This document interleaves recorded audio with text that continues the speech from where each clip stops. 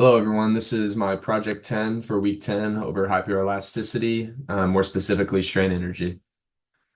So looking at a brief overview, my composite body is shown on the right. It's a square pyramid with a rectangular shaft and then a trapezoidal prism base. We're going to be looking at a displacement field that I've defined and a linearized strain that comes from this displacement field, as well as a Cauchy stress tensor, the strain energy density, and then the overall strain energy stored in the pyramid at the top of my composite body. So for the displacement field that I've defined, it's here on the left. I'm doing Z3 over 5, Z3 over 10, and then 1/2 Z1 plus 3 Z2.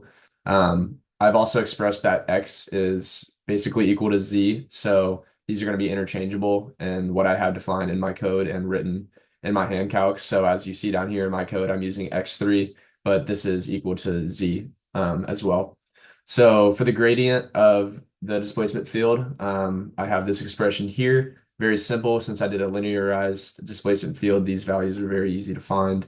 And then the linearized strain tensor that I have found here below is 1/2 times the gradient, transverse of the gradient plus the gradient. And so we get this final expression here of 0, 0, 720, 0, 0, 3120, and 720, 3120, 0.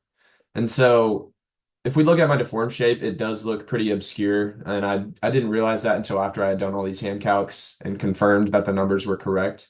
So in the sake of saving time, I didn't adjust this, but in the future, I would adjust my displacement field to have a more accurate representation of the deformed shape and make it more realistic. For example, I could define this displacement field to kind of be like pushing on the top of the apex of the pyramid and being a linearized displacement that way. But this one is a little bit harder to interpret. So for the Cauchy stress tensor, this is the expression to find the Cauchy stress tensor that we know. And since my linearized strain had zeros all on the diagonals, the trace will be 0. So this whole first part of the expression is going to cancel out. So this makes finding this Cauchy stress tensor pretty simple. So it's just going to be C over 1 plus V times the linearized strain that I've got here.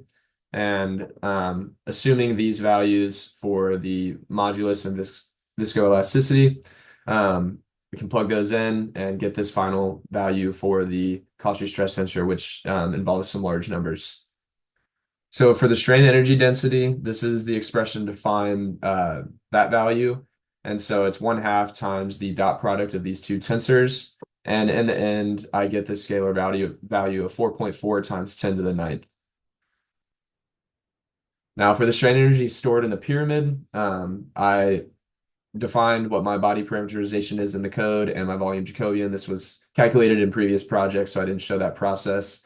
But it is important to know what the limits are for the triple integral. So we can see that this triple integral is going from 0 to 10, -10 to 10, and -10 to 10. And then it's going to be the strain energy density that we calculated in the previous slide times the volume Jacobian. And calculating out this simple volume integral, I use Wolfram Alpha to help me out, but this is also pretty doable by hand. And I got 5.867 times 10 to the 12th. And comparing to what the code output is, it's very similar. The code gives a more specific answer of 5.855 times 10 to the 12th. The reasons in this difference is probably because of my 4.4 times 10 to the ninth was pretty simplified, just because I'm working with larger numbers. So if I didn't do as much simplification, my answer would have been more spot on. So lastly, I'm just going to show that this code works, and you guys can take the time to scroll through. You can pause the video and check out what I've gotten here. But we can see that the displacement field is defined here, and we're getting the same outputs for strain energy. Volume is totally correct. And then we have a very large number for the total strain energy at the end.